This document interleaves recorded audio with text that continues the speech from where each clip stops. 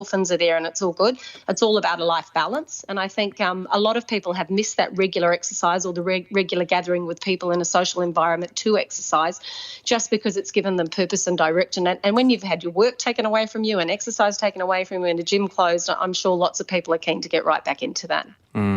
I actually see going to the gym as sort of reverse socialising, and I get lots of practice at sort of avoiding. I avoid eye contact. You put the headphones in a meal. I know totally. You. I know what you do. I stare at the floor. Avoid I know your eye contact. Generation. Because I know everyone's judging me silently. How about you, Rodney? How have you been keeping? Have you been keeping active in lockdown? Oh, not especially so. But we try and get out once a day. Funnily enough, we have quite a good squat rack here at home, but it didn't get more used in the lockdown than it did outside the lockdown, I'm afraid to say. Indeed. I mean, Lavina, did you sort of see exercise as a bit of a coping mechanism during lockdown? Absolutely. I found exercise and meals as well were a way of sort of breaking up the day because hours didn't really matter that much anymore. They did. And because we're creatures of habit with the teenage kids and having to embark upon their school day as well, the exercise was part of that format, that daily format. So you'd have to set time as to what work day you'd be doing for your schoolwork at a certain time, but you'd also have to implement in there some baking maybe or some art and also exercise. And I found the three kids really thrived on all of that. It became a part of their daily regime, and I almost was like, oh, well, I better get on this bandwagon. I did think it was a really good coping mechanism, and lots of my friends said baking was the other one where they kind of, lose themselves in that baking or that cooking environment where it's quite therapeutic for them. I think exercise was the same thing. And also maybe for other people it was reading or learning a new language or picking up that musical instrument that you haven't picked up for years because you forgot how to play the guitar. So I think there was lots of that balance and mental stability, and exercise was definitely a big part of that for my family and for my kids after they washed their hands. I made them wash their hands. What were your crutches, Rodney? Well, I'm a very keen baker, and I was very anxious that I'd run out of some specialist flour, but I was able to secure some, and so I've been very, very happy. And it's also been an opportunity to bake extra and sort of spread it around the neighbourhood and hopefully cheer people up when you can text them and say there's something in your letterbox. You've got a flower guide. I have this image in my mind of sort of an exchange where you're handing over duffel bags underneath a bridge at 2 o'clock in the morning, Rodney. Well, as soon as I said that, I wondered if the police would be round at me because I never did check whether putting a loaf of bread in someone's letterbox and then checking them was okay. I just did it. Yeah, the old spotted. The CCTV is going to get you. Excellent stuff. We are coming up to the end of the program today. Rodney Hyde, it's been a real pleasure having you on. Thank you very much for your time today. Oh, my pleasure. And Lavina Good, it has been excellent having you on today as well. I've really enjoyed having you both. Thank you. Yeah, same, Emil, and well done for the week. You've sounded great all week. I've been really impressed. Congratulations, love. Well done. Very, very kind of you indeed. And yes, I did just have a quick thing to say at the end that Wallace Chapman is indeed back on Monday. But I do have some exciting news, which is that the podcast that I co-host alongside Sharon Brett Kelly, The Detail, is primed to come back on May the 18th. That is a daily current affairs podcast, and it's a jolly good listen, if I do say so myself, especially when Sharon's hosting. So if you've enjoyed this week, please do sign up on Apple or on Spotify, and it also airs on RNZ at 6:30 in the evening. It's been great to have the chance to host, and thanks very much to the production staff. Checkpoint is up next. Have a great weekend.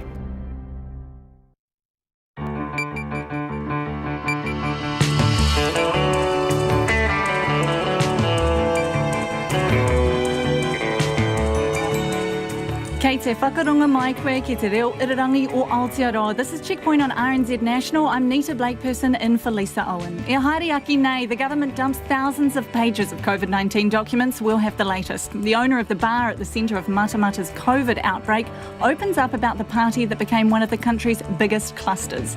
2 more COVID cases today, one an Auckland nurse who'd been caring for patients from a rest home cluster.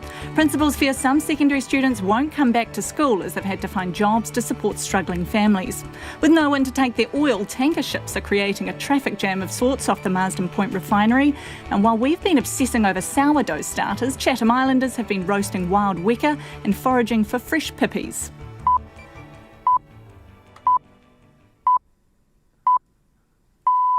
RNZ News at 5. No mai, haere mai. Good afternoon, I'm Paul Brennan.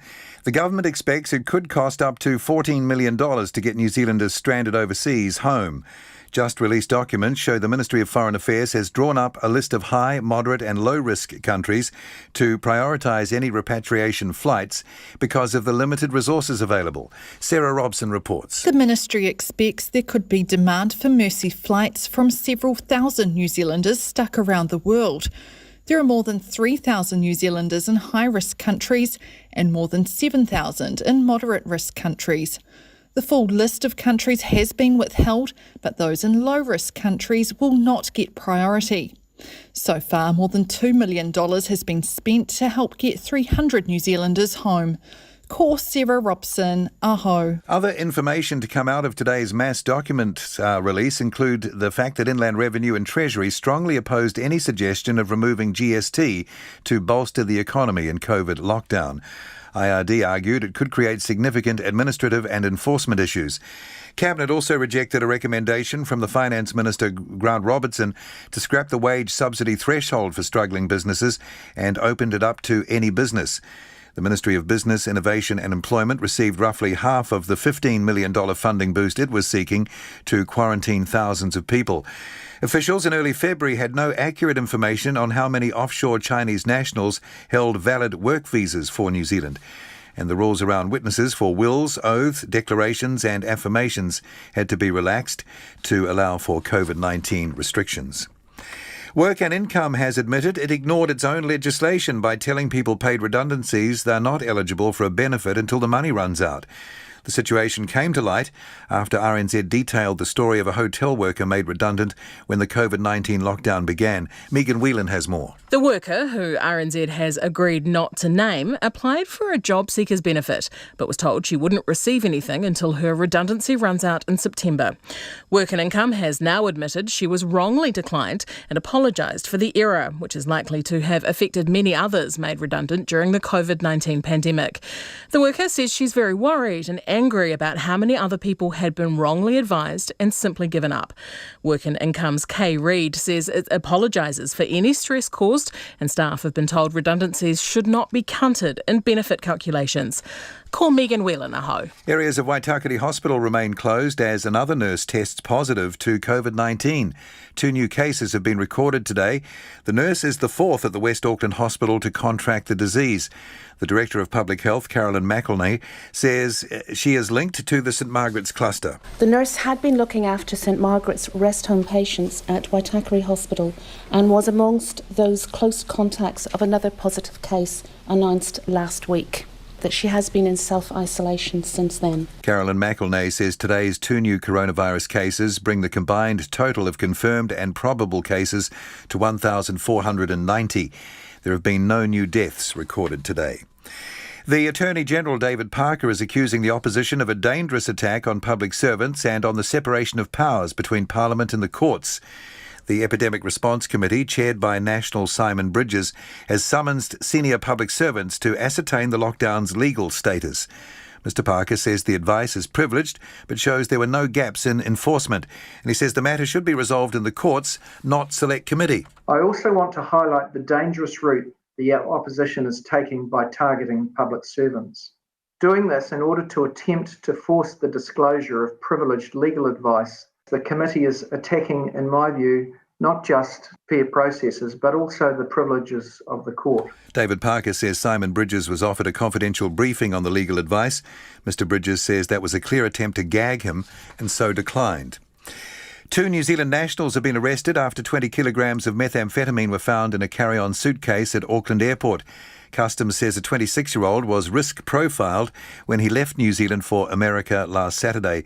The estimated street value of the drug found in his luggage when he returned from Los Angeles yesterday is $8 million. A 44-year-old man was also arrested later. It's 4.5 minutes past 5.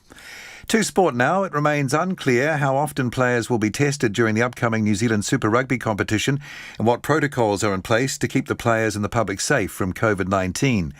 New Zealand Rugby confirmed yesterday there will be a domestic Super Rugby competition involving the 5 franchises, and it will be played over 10 weeks, 2 games each weekend and 20 matches in total.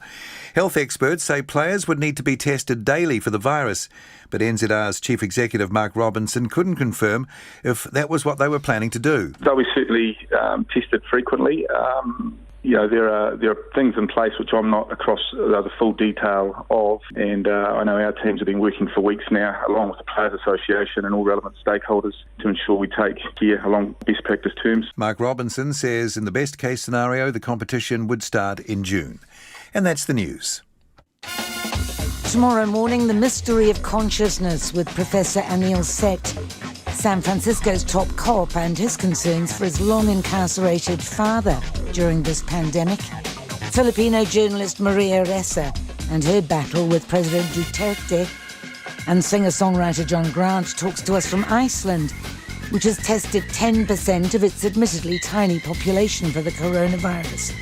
Join me, Kim Hill, tomorrow morning from 8 on RNZ National. We are funded through New Zealand On Air. Here's the short forecast, taking us through to midnight tomorrow Saturday, updated about half an hour ago by Met Service. Northland to Manawatu, also Coromandel, Taumarunui and Taihape. Cloudy periods, isolated light showers. Showers becoming confined to Northland tomorrow morning, becoming fine elsewhere. Bay of Plenty, Taupo, Gisborne, Hawke's Bay, Wairarapa, also Horowhenua, Kapiti Coast and Wellington. Fine apart from a few cloudy areas, mainly morning and evening. Nelson and Marlborough, also the Canterbury High Country and Central Otago. Fine apart from areas of morning cloud. Canterbury Plains, Christchurch and North Otago, cloudy. Patchy drizzle clearing early tomorrow morning, becoming fine by tomorrow afternoon, but cloud returning in the evening. Dunedin, Clutha and Southland, often cloudy, but fine spells developing tomorrow afternoon. Bulla and Westland, occasional light showers clearing tomorrow morning. Fiordland, occasional rain. Chatham Islands, a few showers. It's nearly 7 minutes past 5. Thanks very much, Paul. You're listening to Checkpoint on RNZ National. I'm Nita Blake-Person. Well, the government has released thousands of pages of documents around its COVID-19 decisions this afternoon. The documents include papers, minutes and key COVID advice given to the government up until April the 17th. Well, joining me now to give us an update is our political reporter, Joe Moyer. Hi, Joe. Can you take us through exactly what these documents cover off? Yeah, hi Nita. Well, you name it and they have absolutely dumped it today. We have got a lot of information in regards to particular areas, like for example the alert levels and the restrictions for those, border closures, education, housing, that wage subsidy information, the income support measures that have kicked in, offshore issues, things around borders and just that general support for the economy. Now, journalists have been asking for these cabinet papers and advice related to all of this decision making around the COVID-19 lockdown for a number of weeks now, and this is the first significant dump of information that we've seen. So what exactly do all the documents tell us, Joe? So it's all hands on deck in the RNZ offices at the moment, trying to work our way through these literally hundreds and hundreds of documents. So I can give you some key findings of what we have found so far, broken down across a few areas. So if we look at the repatriation issue, this is these Mercy flights. Now what we've found is that the government expects it could cost up to $14 million to get New Zealanders who are stranded overseas back home. Now that figure is specific to those people who are stranded in high-risk countries. Basically, the Ministry of Foreign Affairs and Trade decided that they would break it down into high, moderate and low risk. In terms of those people in low risk countries, they're not a priority, they won't be sorted out. However, the high risk is obviously the main one here. Now, there are more than 3,000 New Zealanders in those high-risk countries. They haven't named which countries they are, but as we know, only 300 have actually come home at this point on Mercy flights, and that's only been to an expense of $2 million. So still a long way to go before we reach that $14 million figure. Now, in terms of how they've structured these flights, there's been quite a bit of criticism from people about the cost of them.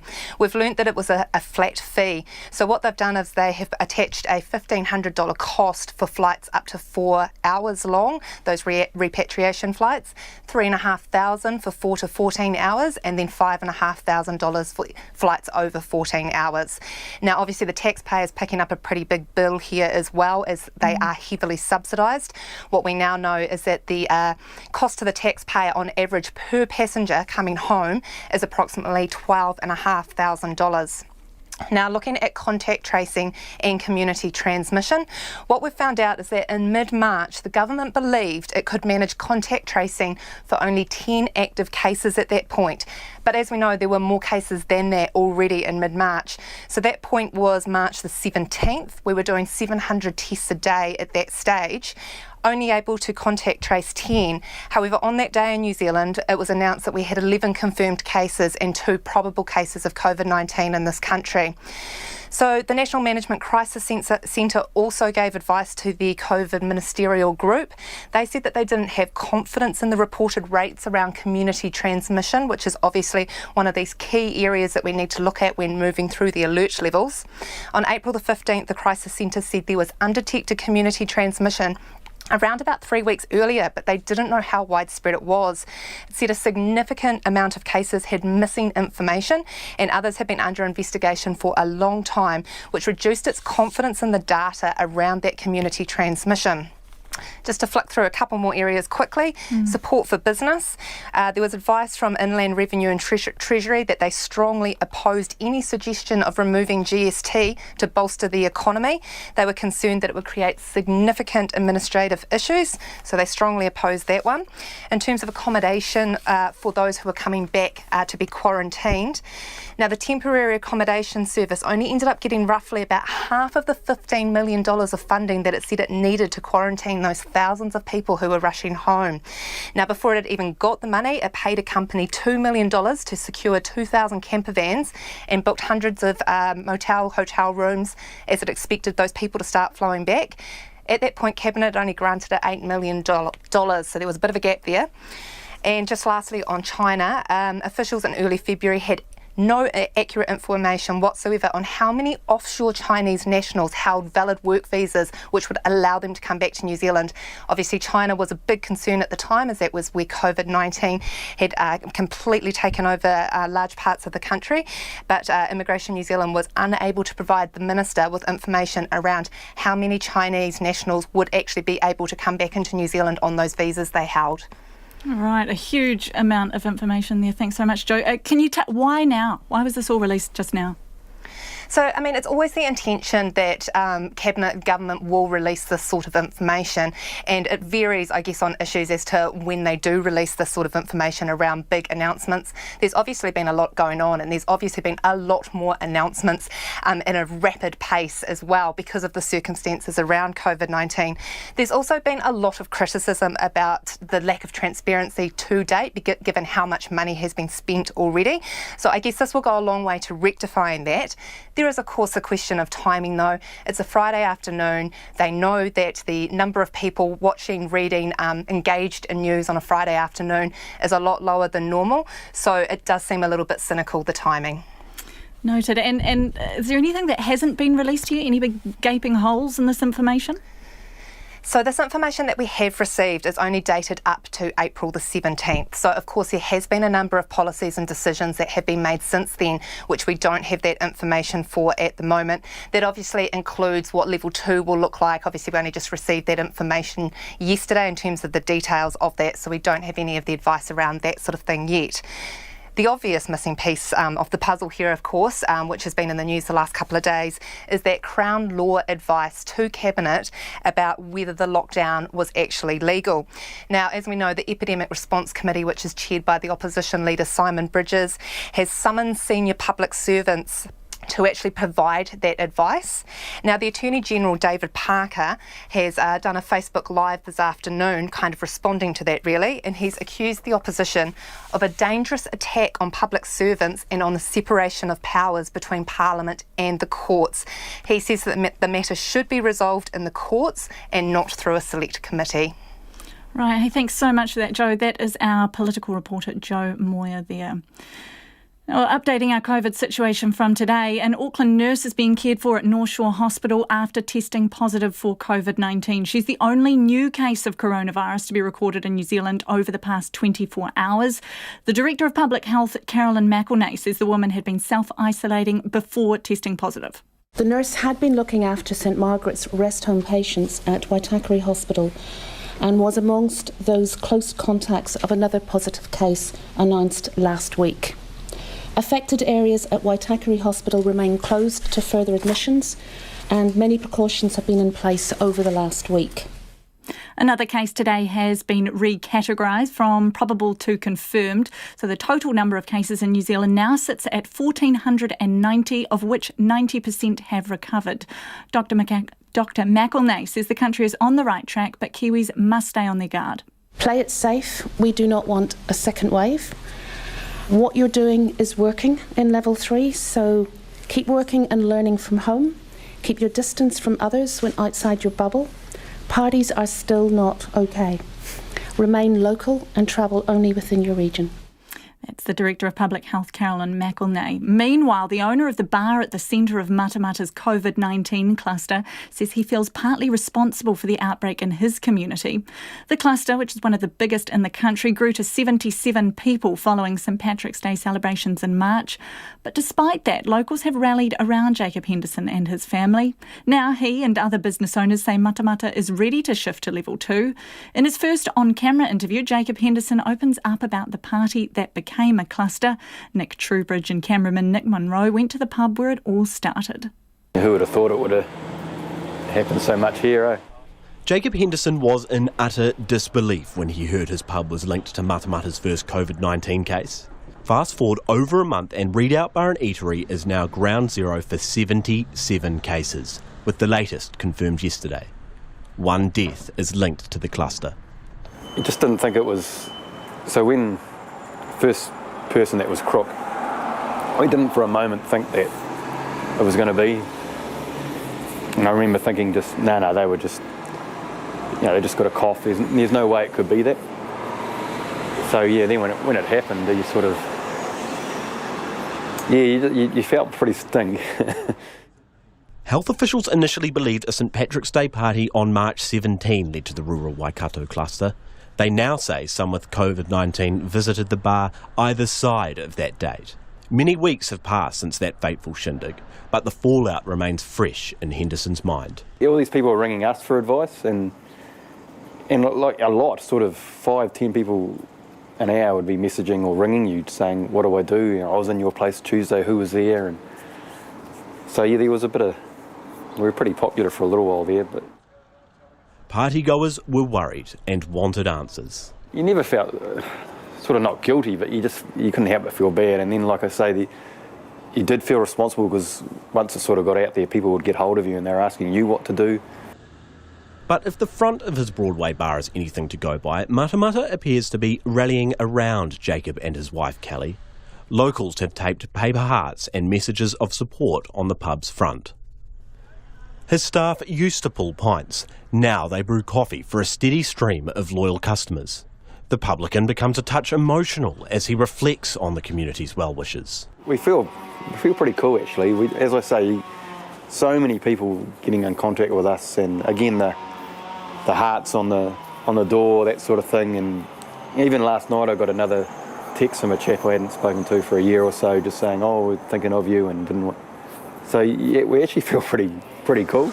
And while this is the town where New Zealand's third largest COVID-19 cluster started, local business owners like Jacob Henderson say Matamata is more than ready to move on and emerge from lockdown at long last.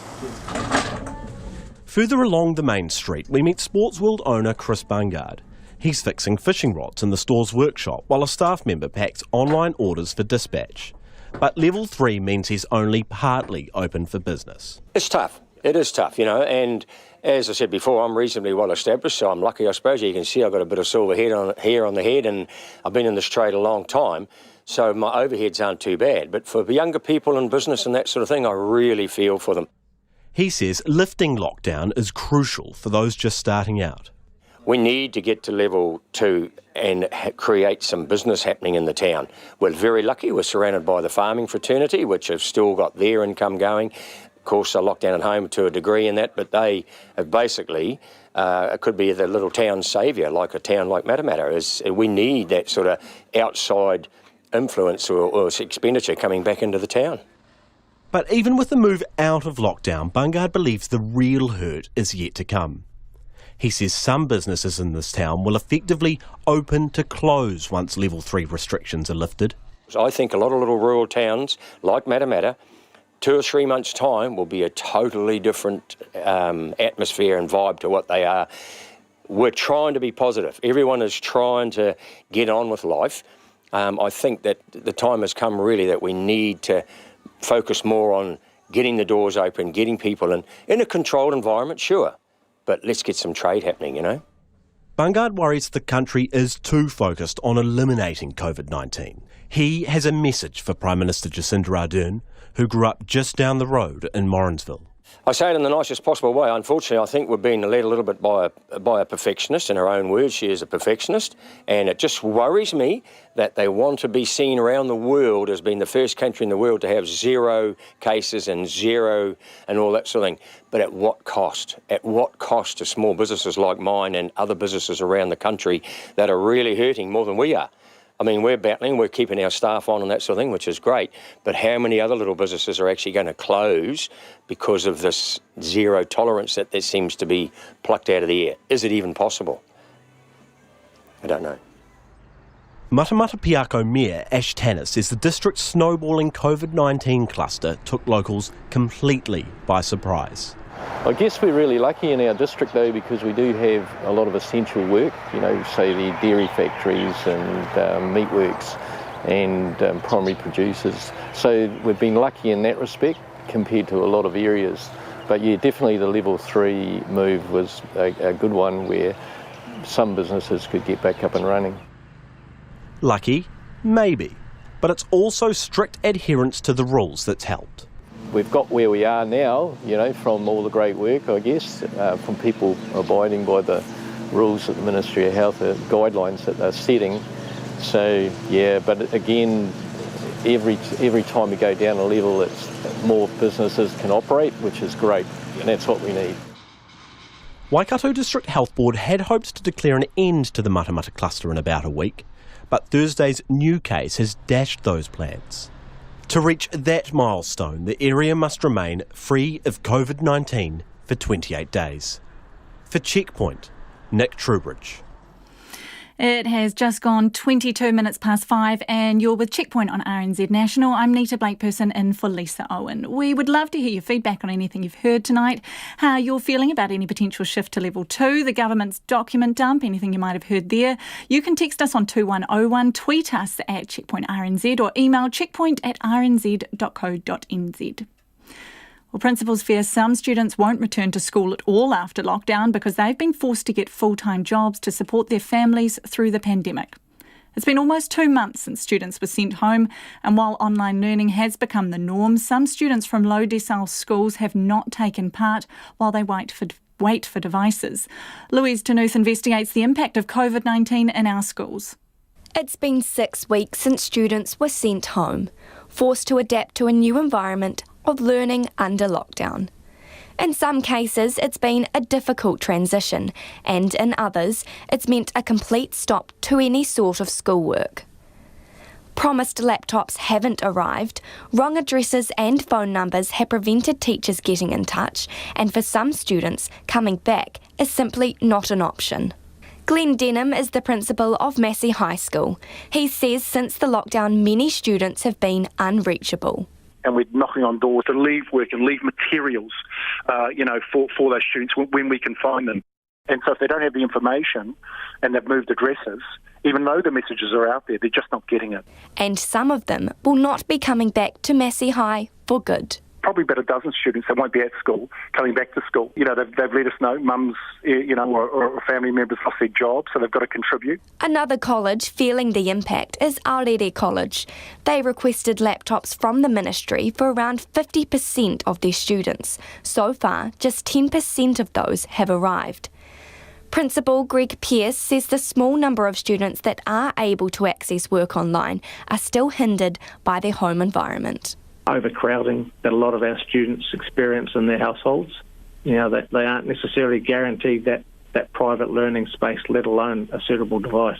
There are still pupils they have not been able to contact at all, and the work they were given to take home before lockdown started was to last just 2 weeks. Greg Pearce says economic pressure on families will determine how many of his students can return. You know, the question mark is whether the family circumstances will be stronger than the pool of education, and those students, when schools reopen, do not return because of economic necessity. At the start of this year, James Cook High School says 80% of their students did not have a reliable internet connection, and their only device at home was a cell phone. This means they are reliant on laptops from the ministry, but Principal Grant McMillan says the process is a shambles. Different addresses we've never heard of before. We've had students receive 2 devices at 2 different addresses. We've had devices arrive at students' homes, but with a different student's name on it, but the right address.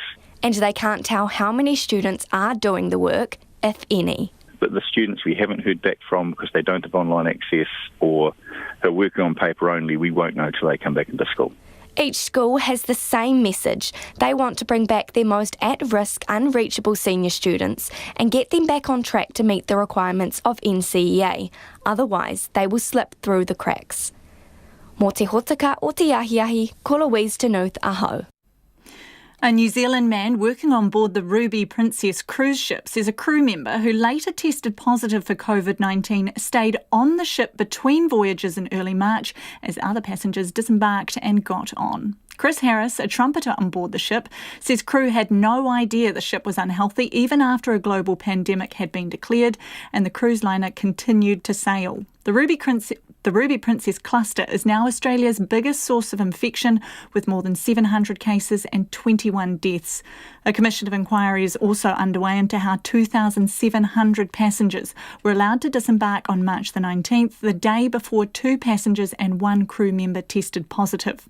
Chris has been in mandatory isolation for almost 6 weeks on the ship in Sydney and now in Auckland. I spoke to him on his last day of isolation at Auckland's Crown Plaza Hotel ahead of his return home today to Nelson. I'm a musician in the orchestra, and my boss, the music manager, he and I were together sitting side by side in the office, working through some things on the computer. And his boss, the entertainment director, came into the office kind of in a fluster and said, right, you two have got to separate. One sit at one end of the desk and one sit at the other. And we knew then that things were really getting serious. That was the first sign that things were going to change on board. Yes. And how did they start to change from then on in? From then on in, they got more serious about social distancing. And I was quite busy on board because I had multiple jobs. But from that point on, I shared a cabin with the drummer in the orchestra, and he and I kind of took turns at being in the cabin. So I was out of the cabin a lot because I was doing various what they call side jobs. So whenever I came back to the cabin, he would leave and he would go practice. And when he came back to the cabin, I would leave to either go back to work or to do something else. And so were you surprised the ship kept sailing despite those measures that were being put in place? Well, we were quite fortunate, or we considered ourselves quite fortunate, because as far as we were aware, we were a healthy ship. So it was kind of going on. The whole COVID-19 thing was going on in the outside world, but on the ship we were lucky because nobody had any symptoms we were aware of. When did you find out about those first cases of COVID-19 on board the ship? Well, I didn't really know until when we were in Sydney on March 19th, I believe it was. That's when the guests were disembarked, and they had been saying for a few days beforehand, anybody, crew or guests, who have any kind of flu symptoms, come down to the medical centre and you'll be checked out, which I understand a few people did because not many people were showing any kind of symptoms. And then it didn't come back until the following day after the guests had disembarked that 2 of the guests and 1 crew member had tested positive. That crew member was already in isolation and had been in isolation from the last cruise. Because we've seen those images of the big party that took place for all the staff. So was that in between people being tested and finding out that some people had in fact tested positive? Yep, that's right. So the tests were landed or taken ashore on March 19th, and the party was on the 19th. After all the guests had disembarked, normally at the beginning of a cruise or embarkation day, the guests have a party up by the pool deck, called a sail away party, where the entertainment department they have dancing and entertainment up by the pool as we sail past the harbour bridge and the opera house. But because there were no guests on board, now it was the crew's turn to come up to the pool deck and enjoy the sail away. And that was the last time everyone was kind of together in close quarters and possibly spread the illness around? Well, certainly it was the last time we were all together, because on the 20th, when the medical centre got the results that one crew member and 2 guests tested positive, pretty much they immediately threw anyone that had been close contact into quarantine, which meant that about 700 crew members went into quarantine the next day. Yourself included? No, I was one of the fortunate ones who I hadn't been considered close contact at all. Being a musician, I didn't really mingle with the guests too much. And so there were about a third of the crew who were able to remain out of quarantine, but we all were self-isolating. And so you've been in self-isolation for how long now? Well, I started self-isolation on March the 20th, and then around about March the 27th, Aspen, the health company, took over running the ship, because by then we were in Wollongong, and everybody went into quarantine after that. So I've been in my cabin on the ship since March 27th. How are you going? It's a long time. Well, it is a long time, but you know, when you're accustomed to sea life, you spend a lot of your time when you're not working in your cabin alone, or in my case, if you share a cabin. So you become accustomed to just closing your curtain, sitting on your bunk, reading a book, checking your email, that kind of thing. Right. But you have since got off the ship and finally made it back to Auckland. Yes, so I disembarked the Ruby, it was some time ago now. I think it was April the 23rd, where I then went into quarantine in a hotel in Sydney. And then April the 25th, or around about that time, is when I flew over to New Zealand and went into quarantine here in the Crown Royal, or the Crown Plaza, I should say. Do you think it was handled appropriately? I think that looking back now, New South Wales Health gave us permission to disembark the ship on the 19th before they'd got the results back of the tests. If they'd have waited a day, in other words, kept the guests on board for a day, they would have found out that there were 2 guests positive and 1 crew member, and that obviously would have changed the disembarkation process. And with the Ruby Princess, how contractually does that work from here on in? Will you go back and work for them again, and when? Well, the cruise industry is up in the air as to when they can launch again, so to speak, and my guess would be late this year. So given that I've got a mortgage to pay, I'll be looking for a job as soon as I get home. That was Chris Harris there, a New Zealander who's been in isolation for almost 6 weeks now after working on board the Ruby Princess cruise ship.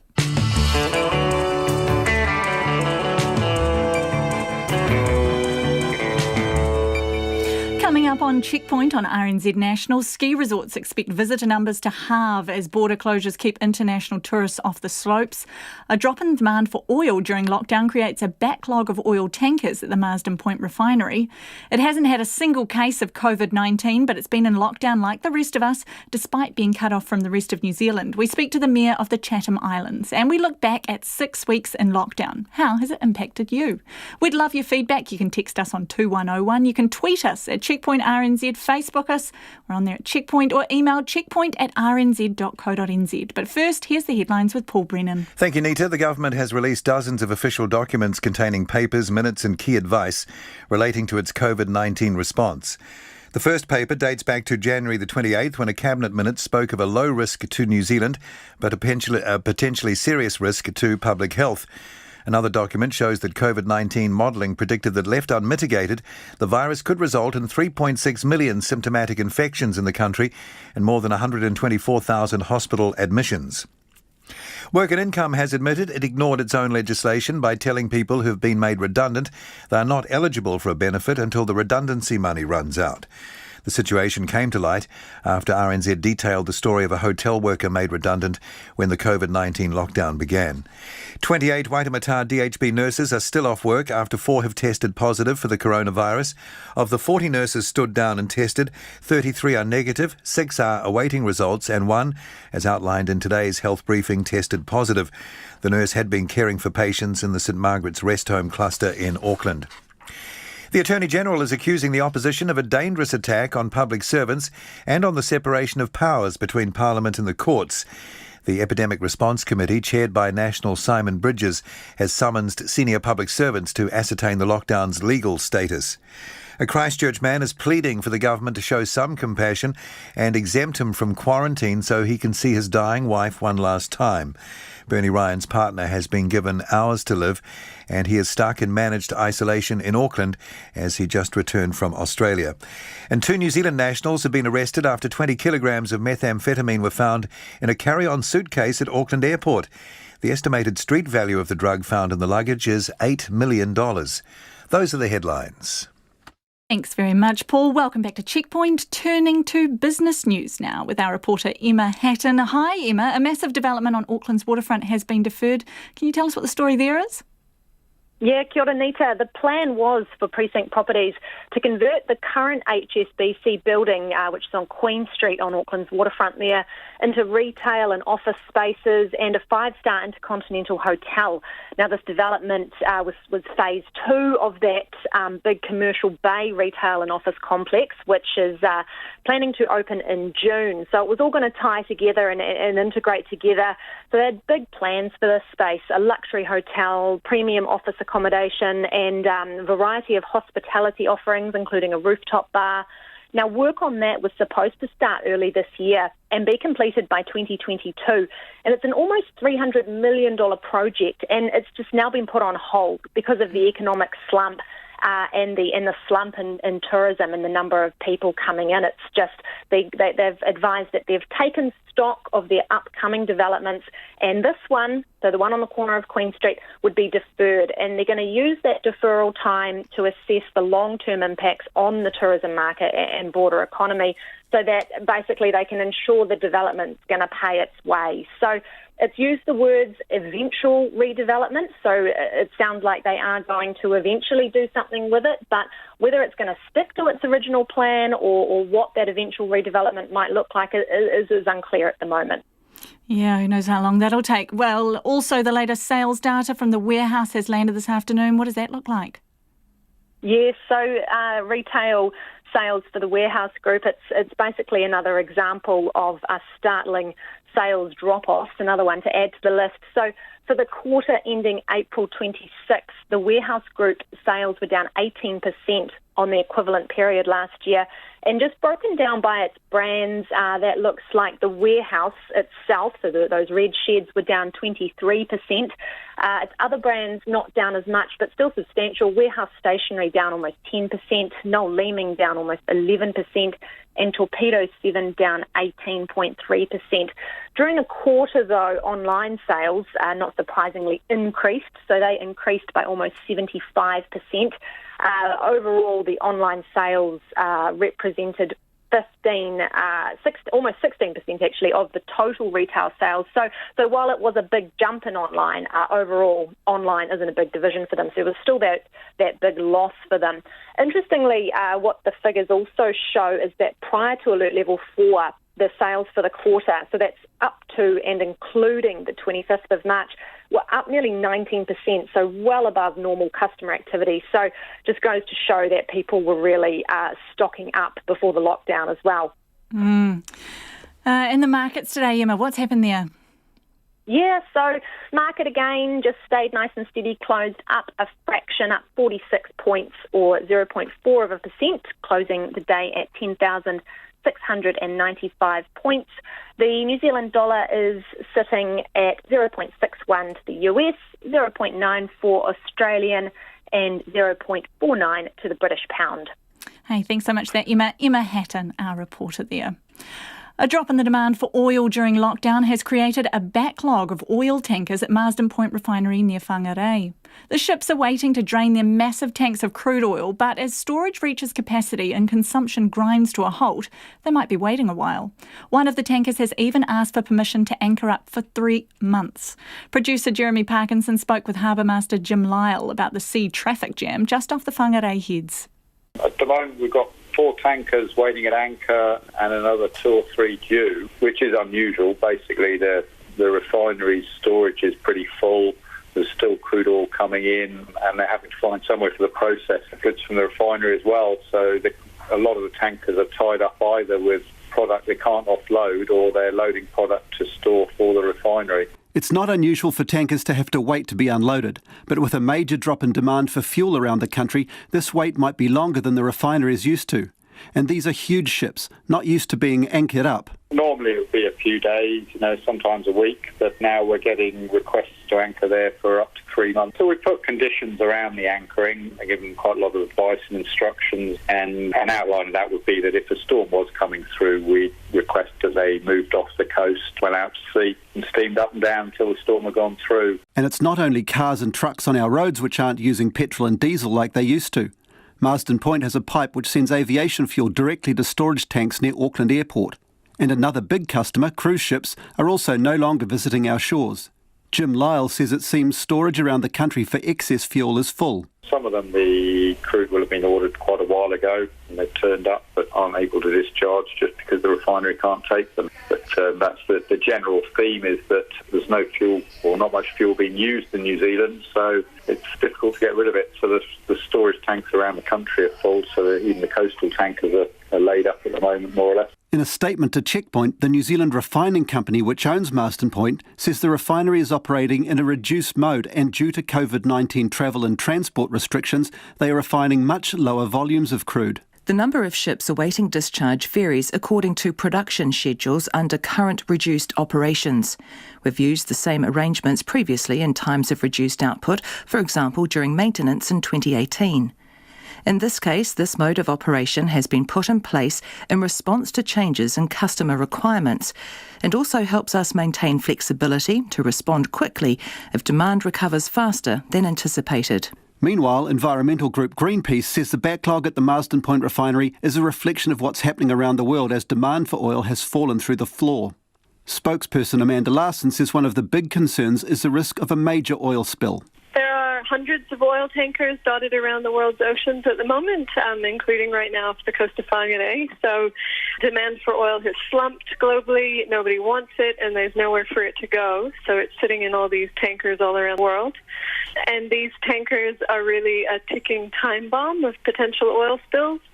And nobody wants to see oil washing up on New Zealand's beaches or causing wildlife to suffer anytime soon. Ms Larson says that an oil spill here isn't unprecedented. I think regardless of whether they're close to port or whether they're out at sea, we've had major oil spills off the New Zealand coast before, and nobody wants another Rena disaster. Having these tankers off of the New Zealand coast, but also all around the world off of numerous coasts, is a big risk. I think the question on many people's lips at the moment is, why is this stuff being pulled out of the ground at all when nobody wants to buy it?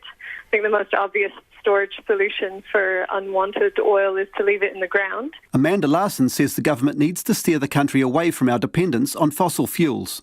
And it raises a lot of questions like, instead of importing fuel from overseas, maybe we should be making our own fuel for our cars and buses and trains out of clean energy from the sun and wind here in New Zealand, especially when there's billions of dollars of government investment on the table for the COVID recovery. I think it would be common sense for the government to be investing heavily in the clean energy transition. I would be really surprised if we didn't see some big clean energy investments in the budget next week. For Checkpoint, Jeremy Parkinson.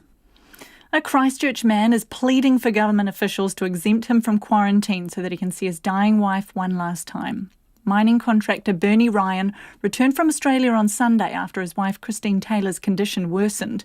He's currently under managed isolation at a hotel in Auckland and says despite showing no illness symptoms and a letter from his GP, the Ministry of Health is refusing his request. Christine has terminal lung cancer and has been given hours to live. Christchurch reporter Anand Zaki spoke to Bernie this afternoon. When I departed, to go to work, my wife was unwell, but she was making progress and wasn't, she's had stage 4 lung cancer for a while, but she got to a point where she was managing it quite well. But anyway, things turned for the worst, and I, luckily was able to get a flight from Brisbane to Auckland, knowing that I would have the 2-week stand down before I could get back to Christchurch. What's her condition now? In the interim, her organs have started to fail, and she now has She's on a morphine drip. My 3 children, distraught children, are with her, obviously wanting me to be around. They have a family support there with her, but ultimately he's not the father, is it? And what's been the process like since you got back? Yeah, so I arrived back here on Monday, back in Auckland. Was taken from the airport to a nice hotel in Auckland. I must admit it, the service has been beautiful and great. And Monday night, I applied for an exemption because of my circumstances, and it took 2 days to get a reply back, which I think is standard, in which case they refused me. And then I tried again straight away via the health department representative in the hotel. What message do you have for government officials, ministers, about your situation? Well, mate, I'm a proud Kiwi, and we're the best country in the world, and some compassion, really, mate, is probably, just instead of these generic emails I've been getting, what about just some compassion, and some, not every case is the same, basically, is what I'm saying. And, it's breaking my heart, really. It's almost hour by hour now, I think. What I talking to my son this morning, she's not very coherent. She had a bad night last night. She was in pain last night, she was very fearful. So once again, the morphine sort of took over, and she's just been asleep or unconscious since, as such. And that was Bernie Ryan talking to our reporter Anand Zaki about his wish to see his dying wife Christine. We have contacted the Ministry of Health for comment on that case. Food businesses say their perishable goods are spoiling as courier drivers are run off their feet and can't carry them fast enough. One courier firm has launched an app to recruit enough drivers to cope with the surge in demand. But the situation has become so bad for a Wellington fish supplier that he's suspended out-of-town deliveries and taken it upon himself to get orders to customers. Rachel Thomas reports. Wellington chef Martin Bosley is also a fish supplier, but lately about a quarter of his deliveries are not reaching customers. The perishable items are taking too long to arrive, meaning they spoil. Martin Bosley says the problems are costing him thousands. Yesterday alone, we lost over $250 worth of oysters that took 2 days to arrive to our client. When they arrive there, they're hot, they're no good. Now, we don't get any compensation for that. We can't claim off the courier company. Mr. Bosley says in some cases, fish is picked up, then it vanishes, with no way of tracking it. We had 20 kilos of fish just go missing, like not being delivered late. It's just gone missing. Yeah, like did the unicorn come and take it? I keep saying, there must be unicorns and rainbows where you live, because things just don't, in the real world, they don't just magically disappear like that. Mr. Bosley says while the problem persists, he's suspended deliveries outside of Wellington and he's now making deliveries himself. The company he used is owned by courier giant Freightways. No one from Freightways was available to be interviewed today. In Whakatane, an organic veggie grower is also having trouble with his fresh produce arriving on time. Jim Bennett, who owns Te Aranga Organic Gardens, says he sent 2 parcels to Auckland last Thursday, one of which was sent to the wrong depot. The other carton was totally perishable and going to Common Sense Organics in Mount Eden. That arrived on Wednesday, 7 days, by which time the tamarillos in the box were mushy and reject. The courgettes remarkably did survive. His freight company is Aramex, formerly Fastways. Its chief executive, Scott Jennings, says drivers are trying to prioritise perishable goods, but the sheer volume of deliveries is the biggest challenge. I know we are letting some customers down. It's important to keep the dialogue open, and again, we will get on top of this. And at the end of the day, I think it's a really healthy sign that people are buying and trading, and businesses actually are coming back online. He says physical distancing measures are also slowing down delivery. Mr. Jennings says Aramex is actively recruiting drivers via an app it's launched called Blue Courier to try to help with the demand. The app works a bit like Uber and runs potential drivers through a 30-minute online training program. Once they've done in-house health and safety training, they can be out delivering parcels. In the Hawke's Bay, wine retailer Advintage has been fielding calls from customers wondering where their wine is. Owner John McPherson says the delays are leaving customers grumpy, particularly when the order is only travelling up the road. We're based in Havelock North. We've had customers who have been 8 or 9 days of getting their deliveries into Hastings. You know, it's getting there eventually, but they just haven't been able to cope. We've been selling stuff online for 21 years. So this is by far the worst situation that we've seen. Those on both sides of the fence hope a shift to Alert Level 2 will come soon, which would ease pressure on all sides. For Checkpoint, Rachel Thomas. It is 10 minutes to 6. I'm Nita Blakeperson and you're with Checkpoint on RNZ National. If you want to get in touch about any of the stories you've heard on the program, you can text us on 2101, tweet us at Checkpoint RNZ or email checkpoint@rnz.co.nz. Those shredding for summer have had their workout plans dramatically curtailed after lockdowns closed gyms and studios across the country. As New Zealand drops down the levels, gyms will be opening their doors again, but exactly how that will operate is unclear. Charlotte Cook reports. Yoga with Adrian, on-demand workouts and propping up the rear of your bike on cinder blocks have all become household staples while New Zealanders have been confined to their homes. But that could all be about to change. Under Level 2, the government has advised gyms will be able to open, but must maintain hygiene and distancing and capacity measures.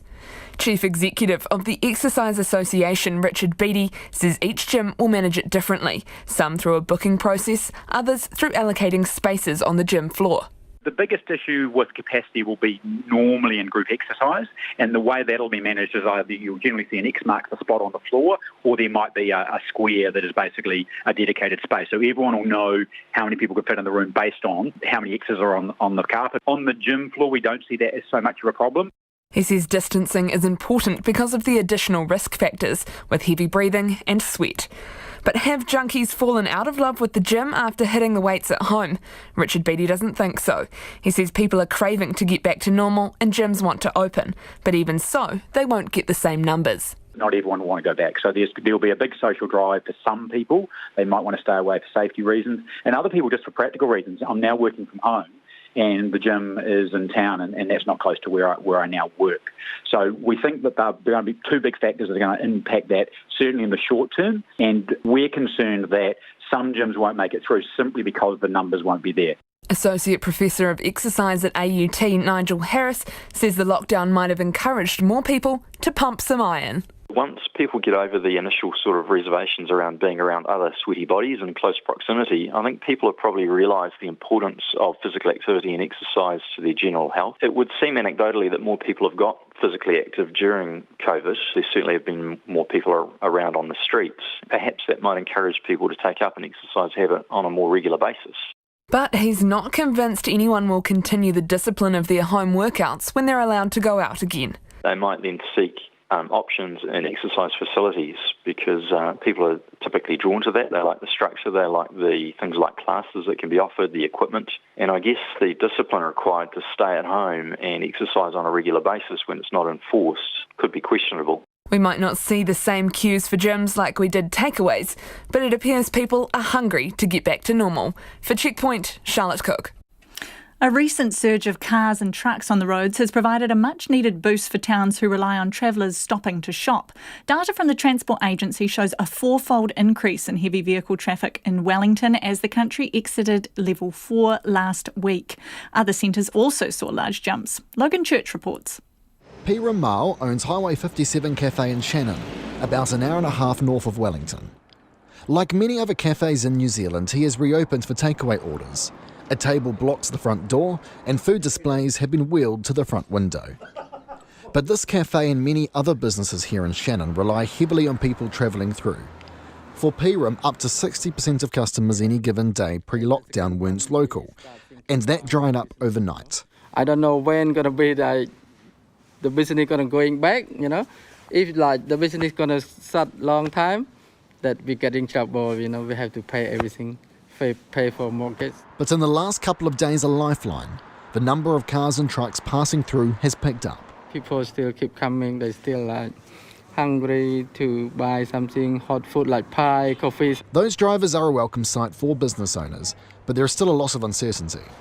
Customer numbers are still down for Highway 57 Cafe, as well as other businesses in town Checkpoint spoke to. The local Foursquare down the road has stayed open during alerts level 4 as the town's only grocery store, and business has been steady. Corey McMillan's family has been here for more than a decade and have never seen the town impacted as much as it has been by COVID-19. Nothing even comes close to it. The financial crisis that put a bit of pressure on everybody, but that was nothing like this. Corey McMillan says some local industries, including farming, have kept rolling on during lockdown, but he says there will be immense pressure on retailers who rely on people stopping here to shop. Some retail has to be slower than it was, just the new operating, so whether when the wage subsidies come off, whether we get to see, get tougher then, it may well be the case. Out on the street, residents and those who have stayed here during lockdown have noticed a big increase in people coming through in recent days. We see a lot of trucks stopping here today and enjoying being able to stop and get something to eat. There's a few people out and about. A decision about whether level 3 restrictions will loosen, including interregional travel, is expected to be made by Cabinet on Monday. For Checkpoint, Logan Church. As we move closer to the more relaxed alert level 2, New Zealanders are starting to shift their focus from surviving lockdown to the exciting freedoms and possibilities that level 2 will bring. Our visual journalists from around the country went out to discover what new skills Kiwis have picked up and asked them to reflect on what they've learnt over this challenging period. Well, the skill that I've learned during lockdown has been video editing of all things. The Christchurch City Libraries has always had a connection through to lynda.com, an online learning service. So I've spent a few extra hours on that during the level 4 to improve my skills from a very bad level anyway. So it's probably just a little bit more terrible, but I've really enjoyed that. It's definitely been sewing a lot. What about you? Me, I've just been riding my bike quite a lot, which has been pretty good, getting outside. What do you say, crafts? I've been learning how to craft heaps of cats and birds and stuff. I've learned a lot about working from home and how much easier that can be than I thought it was going to be for a start. Made a rubber band ball, that's about it. Oh yeah, that's pretty sweet. I made some better foods, started mixing up my foods, making all sorts of veggies and stuff.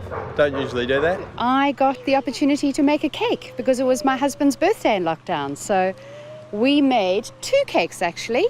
We made a feijoa cake because our feijoa tree ripened and that was a first. And we made a carrot cake for my husband's birthday. One of the things I learnt on being locked down was that it is good to take time to do less things. You don't have to always be busy and always productive. Hey, look, lockdown has taught me how to actually save money, that we spend money on things that aren't essential. So my bank account's looking really healthy. I think we sort of appreciate going out a bit more now. We're sort of taking that for granted, eh? Yep. Every time we couldn't be bothered going out, we regret. It was a good lesson to learn for the future. For any hardship, make sure the rainy days somewhere there as well. So make sure we have some provisions for the rainy days as well. Because we were in the fast life, it was like, it was okay to, that's okay, the kids are fed, kids are in bed, it's okay. But I guess we missed the time with them, just the little things, and then just going into lockdown, it actually really opened our eyes, perspective of change. It's like, man, again, realigning back to kids, making sure we have time, and we do now, which is great. And hoping and praying that we'll continue that, when we come out of lockdowns. Well, when we do move to level 2, I look forward to heading back down to Smash Palace for a cold beer. I don't know how they're going to deliver it to tables, but we'll figure that out. They're pretty, they've got some pretty good skills down there, but I certainly look forward to having a cold beer with some friends, that's for sure. I'm looking forward to getting out into the hills and running and biking and catching up with friends for drinks and going out for dinner, stuff like that. Party, socialise, just get back to normal, because this is doing everybody's head in. Going back to school and seeing our friends again. Yes, definitely. Yeah, seeing my friends. Getting to the hairdressers. The pub's hopefully opening. Oh, the bar's opening, the restaurant's opening, so I don't have to cook any longer. yeah, not really a takeaway kind of girl, so yeah, really looking forward to a restaurant meal. Go see my nana. Expanding our bubble, definitely. We've missed a lot of family, yeah, and it's been boring for the kids without their cousins and everything else. People need to hug people and be in their bubble, not be in a bubble, and care for people. You know, we're creatures that love people, and that's how it has to be. Time now quickly for some feedback as we come up to 6 o'clock. Lots of people getting in touch about the story we ran about Mata Mata and its eagerness to get to level 2. One person, we have to have at least 3 weeks in level 3 so that we can have a week's worth of data on the impact of the first week of level 3. Going to level 2 too early could be fraught with disaster. We would be keen to hear from anyone else who has thoughts on that. Get in touch with us. We're on 2101 for the text, checkpoint@RNZ on tweet and email, checkpoint@rnz.co.nz. RNZ News at 6, I'm Paul Brennan. Cabinet rejected a recommendation from the Finance Minister to scrap the wage subsidy threshold for struggling businesses. Companies need to have suffered a 30% drop in revenue to be eligible for the wage subsidy. In late March, the Finance Minister Grant Robertson recommended to Cabinet that this criteria be scrapped to open it up to any business. However, this did not progress past Cabinet. Officials agreed with the Minister, saying the goal of maintaining employment was best achieved by opening the scheme up to any business struggling to pay wages. The wage subsidy has cost at least $10 billion so far. The Education Ministry told the government lockdown learning would accelerate its plans for digital transformation of schooling. In a briefing in April, it told the Education Minister Chris Hipkins the experience would also significantly strengthen relationships between teachers and families. It said that if it responded well, the lockdown was an opportunity to make the education system more inclusive, equitable and digitally connected.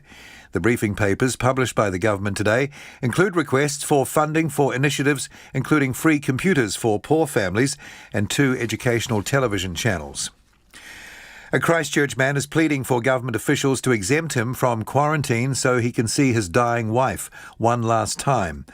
Mining contractor Bernie Ryan returned from Australia on Sunday after his wife Christine Taylor's condition worsened. She has terminal lung cancer and has been given hours to live. He's currently under managed isolation at a hotel in Auckland and says despite showing no coronavirus symptoms and a letter from his GP, the Ministry of Health is refusing his exemption request.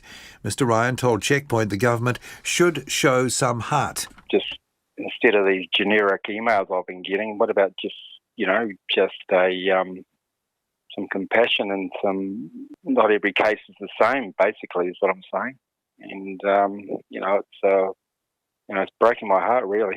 Bernie Ryan, whose wife is dying. The Attorney-General David Parker is accusing the opposition of a dangerous attack on public servants and on the separation of powers between Parliament and the courts. The Epidemic Response Committee, chaired by National's Simon Bridges, has summoned senior public servants to ascertain the lockdown's legal status. Mr Parker says the advice is privileged, but shows there were no gaps in enforcement, and he says the matter should be resolved in the courts, not select committee. Mr Parker also says Simon Bridges was offered a confidential briefing on the legal advice. Mr Bridges says that was a clear attempt to gag him, so declined. Taranaki iwi are ending checkpoints in the region. The 8 local iwi have been running checkpoints in Patia and Uranui, stopping vehicles to check if the travel is essential or if they're from out of town. They say there has been a high level of interregional travel over the 10 days from April the 27th, despite the level 3 travel restrictions. At the Patia checkpoint, more than 64% of motorists were from outside the region, and at the Uranui checkpoint, 32%. North Taranaki iwi spokesperson Liana Putu says she's proud of the role they've played in limiting the risk of community transmission. Ski fields are preparing for visitor numbers to be halved this season. The government gave them a green light to operate during level 2 if they can maintain social distancing and contact tracing. But the industry is seeking further clarity about how limits on mass gatherings may affect their businesses. NZ Ski Chief Executive Paul Anderson says he's pleased they can open, even with half the normal visitor numbers. He says people will need to consent to contact tracing via electronic ticketing. So we use RFID cards to access our list already. We would put systems in place to make sure that anyone coming onto the resort, that we know who they are and that we can quickly respond to the Ministry of Health if we need to. Paul Anderson says ski staff will be actively ensuring people maintain distance. It's 4 minutes past 6. In sport this evening, 3 Gold Coast Titans players have been stood down by the NRL for refusing a flu jab. Debate over players refusing a flu shot threatens to derail the restart of the rugby league season this month. Queensland Chief Health Officer Jeanette Young made the announcement about the Titans players today after discussions with the NRL over its flu vaccination policy. The Australian Prime Minister has backed any decision by state governments to apply a no jab, no play policy for the NRL to resume. Scott Morrison's comments come a day after the NRL amended its vaccination waiver form, allowing players who refuse to take the flu shot to play this season. Netball New Zealand Chief Executive Jenny Wiley says once New Zealand moves to Alert Level 2, it would be about 4 more weeks before competition would start. We kind of think that's the minimum period of time to prepare our athletes, get them back training, and get their bodies ready for what they need to be able to bring on court. Jenny Wiley, and that's the news. You never know who you'll meet on Country Life. There are maggot farmers. Like roadkill's amazing for it, but you definitely get some funny looks when you're walking down the side of the road and you got a possum on one hand and the back of the car up. And rural mechanics. Got an infested car with a couple of rats that have gone in and died. You can smell them? Yeah, you can. If you put your head in there, you won't be in there for long. Come on, rats, you must have been in there somewhere, surely. Country Life, Friday nights at 9 and Saturday mornings after 7 on RNZ National. Now the Met Service short forecast, freshly updated by our Met Service through to midnight tomorrow Saturday. For Northland to Manawatu, also Coromandel, Taumarunui and Taihape. Cloudy periods, isolated light showers. Showers becoming confined to Northland tomorrow morning, becoming fine elsewhere. Bay of Plenty, Taupo, Gisborne, Hawke's Bay, Wairarapa, Horowhenua, Kapiti Coast and Wellington. Fine apart from a few cloudy areas, mainly morning and evening. Nelson and Marlborough, also Canterbury High Country and Central Otago. Fine apart from areas of morning cloud. Canterbury Plains, Christchurch and North Otago. Cloudy, patchy drizzle clearing early tomorrow morning, becoming fine by tomorrow afternoon, but cloud returning in the evening. Dunedin, Clutha and Southland, cloudy periods. Bulla and Westland, occasional light showers, clearing tomorrow morning. Fiordland, occasional rain. Chatham Islands, a few showers. It's 6.5 past 6. Thanks very much, Paul. Welcome back to Checkpoint. I'm Nita Blake-Person in for Lisa Owen. There are 2 more confirmed COVID cases in New Zealand today. One of those is a nurse who'd been caring for patients connected to the St Margaret's Rest Home cluster in Auckland.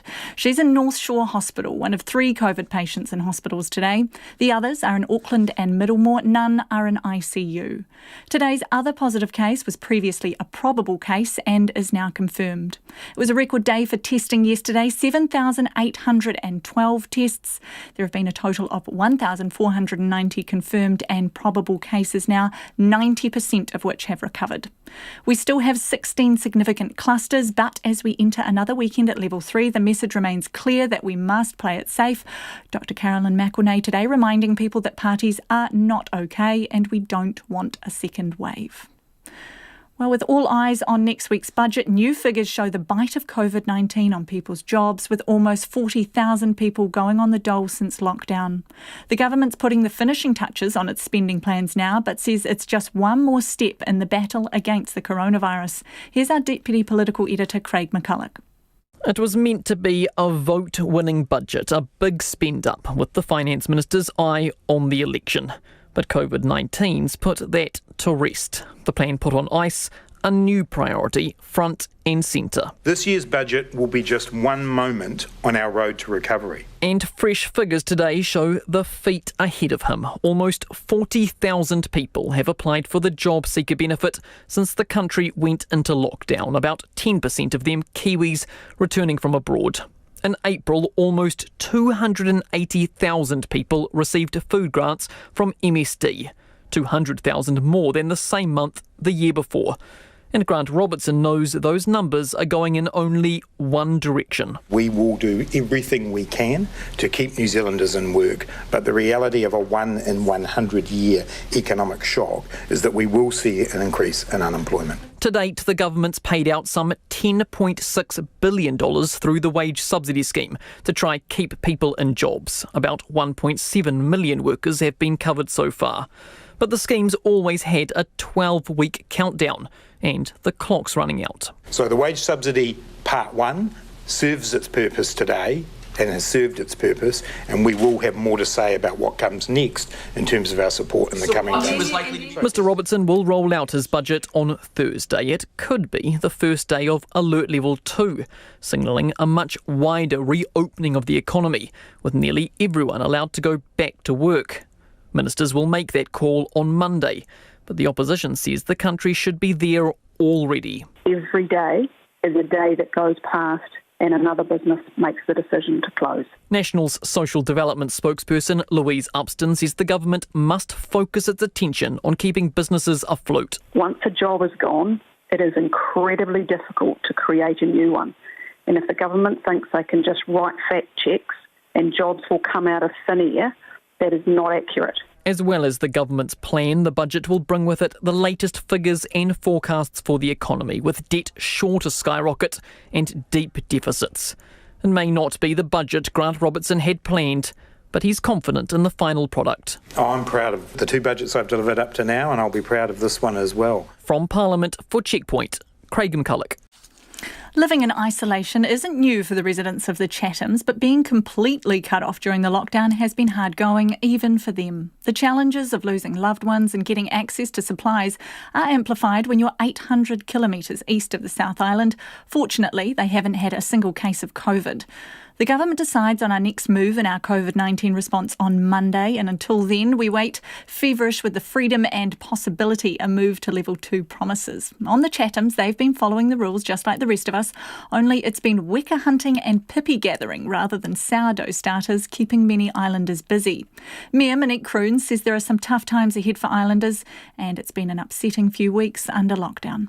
It's had a huge impact on the island. I mean, we're so dependent on our air service and shipping service to get our goods to the island. There was always that anxiety when we were trying to order groceries that supermarkets couldn't supply. We managed to luckily get lots of help and support, and so we were able to get our groceries here.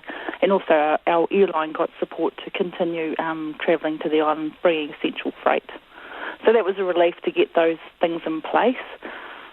We're the same as anywhere else in New Zealand, even though people sort of expect that we would be able to be a lot more freer. We aren't. Have you seen anyone through Zoom, or are people socialising in different ways than they usually would on the island? Well, we were trying to via internet, but the internet's a bit slow. Occasionally, if there's not too many people on it, you can get conferencing or through Messenger or I think FaceTime. I've tried Zoom a couple of times, but you can't actually get visual and sound. You can either have one or the other, so that's a bit of a challenge. What have been the biggest challenges for you throughout this time? I think we've really lost some really special people over lockdown at level 4 and level 3. And I think not being able to mourn like we normally do as an island and a community in the normal way has been really tough on people. And I think that's been the hardest thing. I'm sorry to hear that. How many people have passed away on the island during this time? We've had 4 people pass away, which is not actually normal for us, but it just seems to happen during this time. And also I'm aware of people who have lost people in New Zealand and how tough it's been on them. Has there been any opportunity to give them send-offs, funerals? One of the things we were able to do is just while they drove past, to stand in your driveway to acknowledge that person. We're hoping certainly after, when we get to level 2, we're able to get together to, think about those people and pay the respects that we want to. Yeah, things will be changing next week with level 2. How much of an impact is that going to have on the island? What are you going to notice the most when that change happens? Oh, I think it's almost will be back to normal for us. The next focus will be, of course, getting people back into work and our economy get going again. We're still reliant on demand from overseas, like China, for our product. I think the lucky thing is that we were during the quiet time fishing, but in the next couple of months it's going to be absolutely critical that the demand for our exports do happen, or fish exports do happen. What about tourism? Is the Chatham somewhere people should be looking for their next domestic trip if we're trying to keep things going for you guys? I would recommend the island to come and visit. We've got lots of things to offer, and we've got plenty of space. We've got plenty of spare accommodation at the moment, but also I understand that travel is allowed between regions at level 2. So tourist operators may start thinking about how they're going to manage to do that, as well as keep making the community feel safe and visitors to the island feel safe. The hotel, which I understand is a bit of a social hub for the island, what's been happening there in this downtime? Well, they've been completely shut. They opened last Friday at level 3 doing takeaways. So it's very exciting getting your first some fish and chips, blue cod fish and chips, so that was delicious. Oh, fantastic. So there was the rush for the takeaways at your end too? Yes, definitely. What about the other takeaways on the island? If you weren't going to the hotel or you wanted a coffee, where would people be going? Well, there's a cafe. I don't know, I haven't seen them advertising when they may be open. I'm sure that maybe at level 2 they will start operating again. Have you heard of some lovely stories of people getting up to some outdoor adventures under level 3? Just being able to catch wekas, and then people getting a share of wekas, spreading, people giving them to each other, sharing them. And puppies, people getting puppies and dropping off to all the different people around the island. So that's been a good thing. What's your best weka recipe, Monique? Marinated and roasted is my favourite. Roasted beka is the go-to at the moment on the island. Yeah, tastes better than chicken or KFC. Right, is it tough? No, it isn't. If it's cooked right, it's very tender. Who knew? So you have your marinated weka and pippies on the side? Yes, yeah. Not much need for takeaways, are there?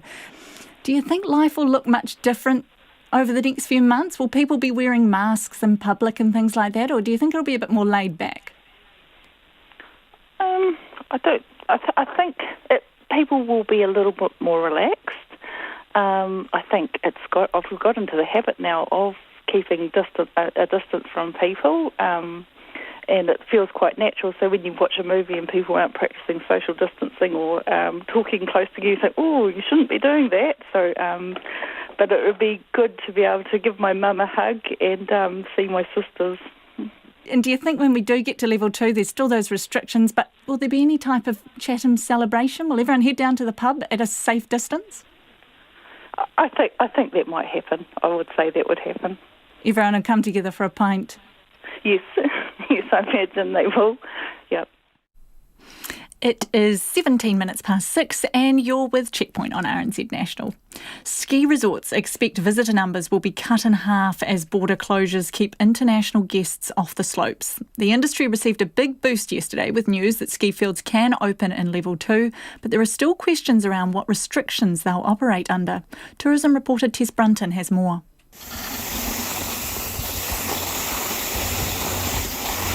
Ski fields are preparing to roll out the welcome mat for thousands of eager skiers and snowboarders for a season unlike any other.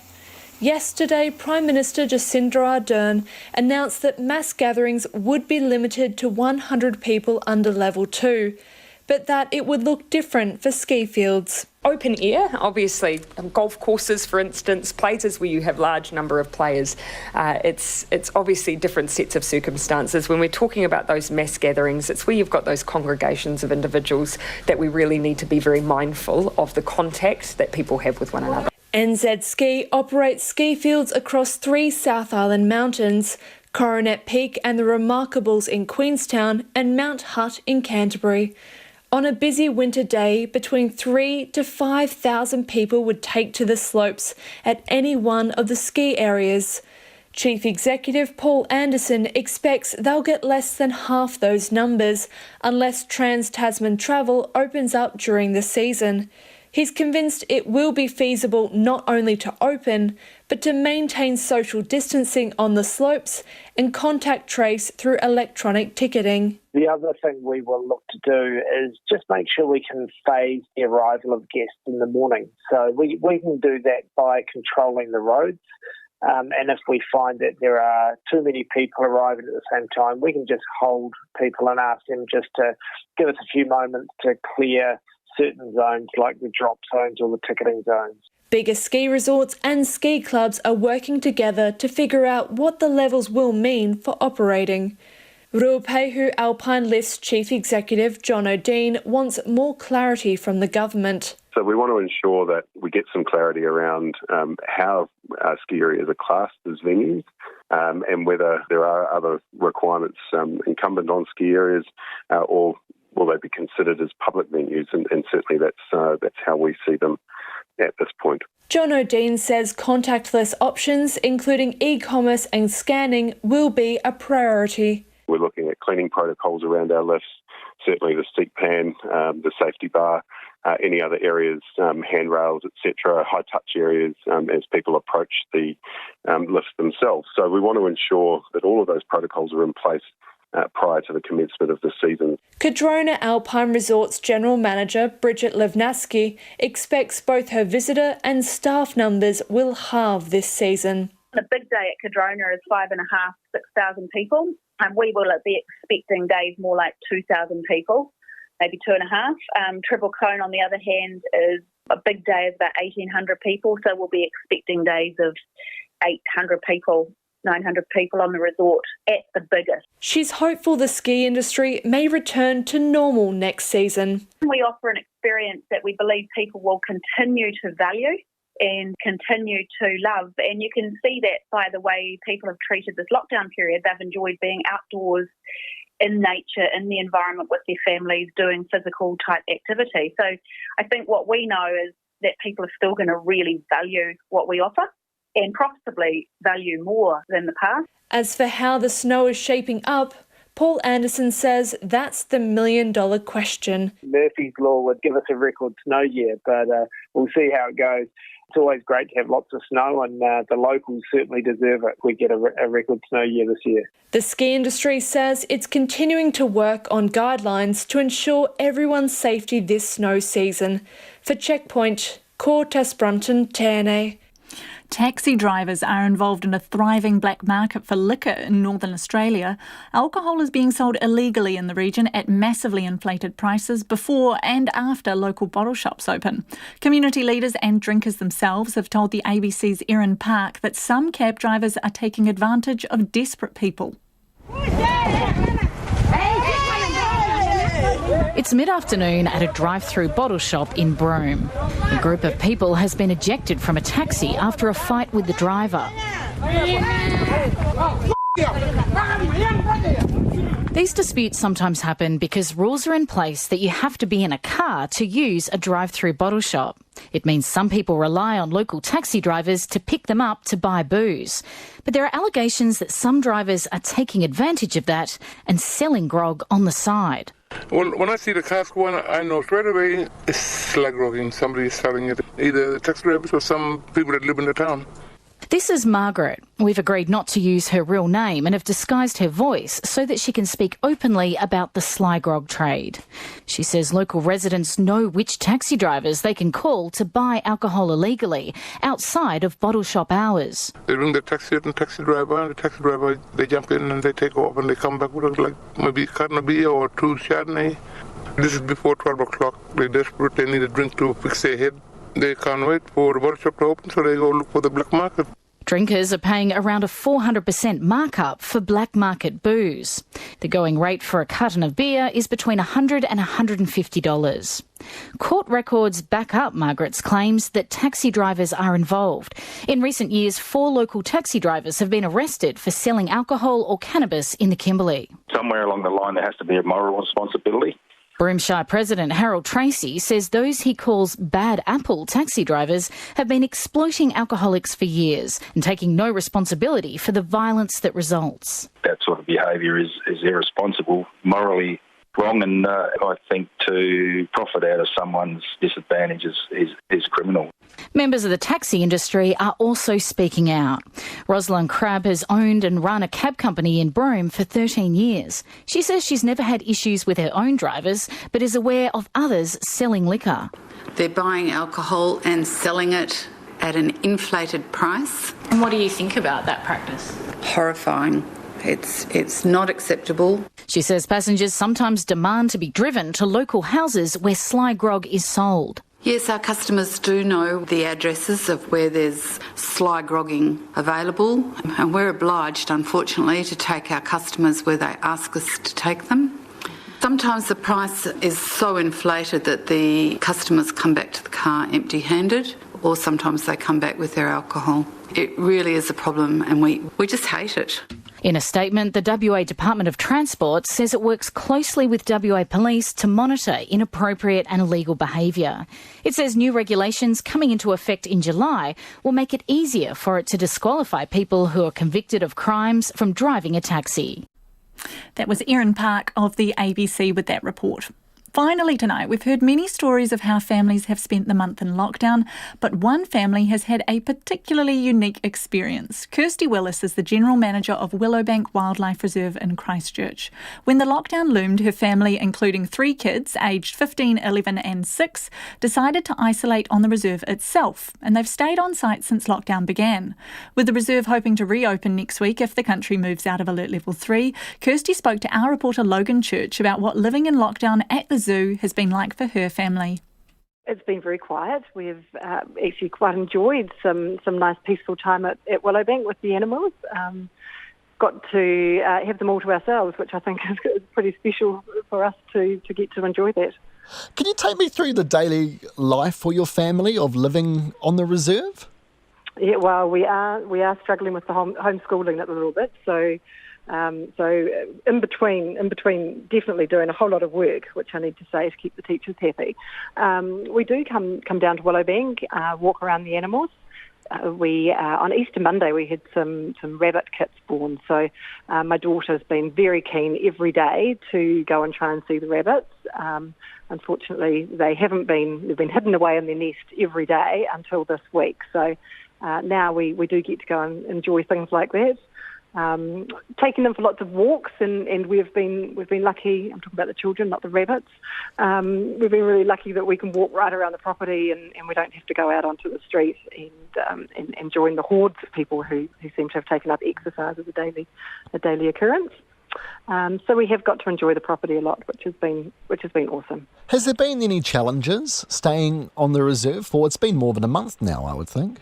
Definitely very different. I guess just because it's different to what we're used to. You know, we're sort of used to the sounds of people and the sounds of traffic, and we're quite close to the airport, so the sounds of planes. And so now it's been getting used to that quiet, which has been tricky. We have got staff coming on site every day, so we've been lucky, I guess, to have a little bit of the chance to talk to other people, even though we've had to keep it to our own bubble. But having other people around has been nice, just to see other faces and not have to look at the same people. We all love our family, but sometimes it's nice to have something else to look at. And how is work going?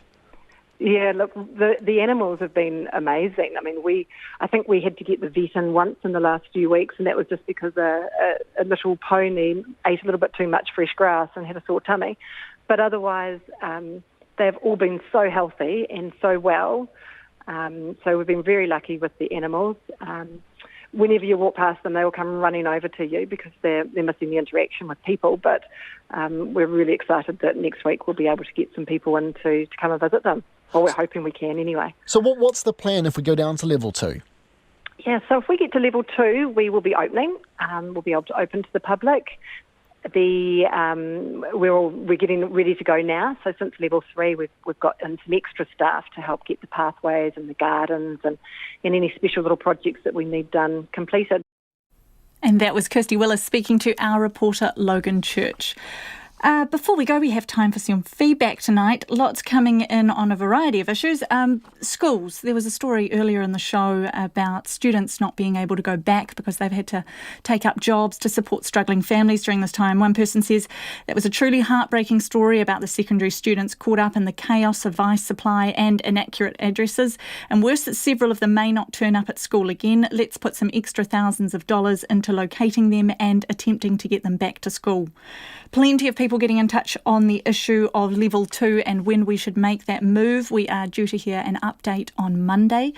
One person, I feel that a phased entry into level 2 is the way to go. There are just so many variables with respect to getting balance right. People in general will be accepting of the phased approach just as long as people are kept informed and given the right information. Another, we need to get business back working. People who say we should be locked down in level 3 have no idea how the New Zealand economy is in dire trouble.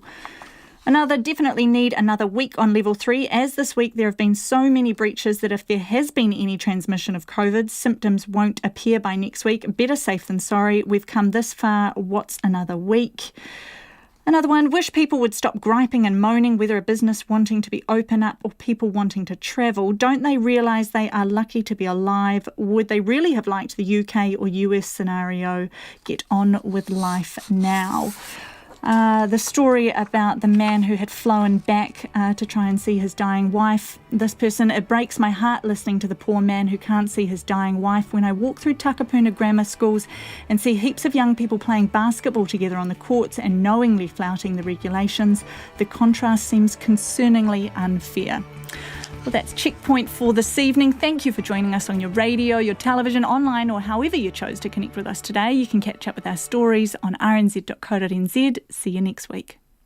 RNZ News headlines at 6:30. The government has released documents revealing details of its COVID-19 response, including economic and health-related predictions, advice and minutes. Air New Zealand will fly to the majority of domestic airports during Alert Level 2, but will be operating at just 20% of its usual domestic capacity. Taranaki iwi say they've recorded a high level of interregional travel during lockdown as they end checkpoints in the region, and 2 men have been arrested after 20 kilograms of methamphetamine were found in a carry-on suitcase at Auckland Airport. Those are the headlines. Our next news is at 7. Tonight on Nights, Chinese composer Gao Ping talks about the piece he's written in honour of Li Wenliang, the Wuhan doctor who blew the whistle on COVID-19 before dying of the disease himself. Rachel Church has music to give us hope. We speak to one of the heroes of Level 3 lockdown,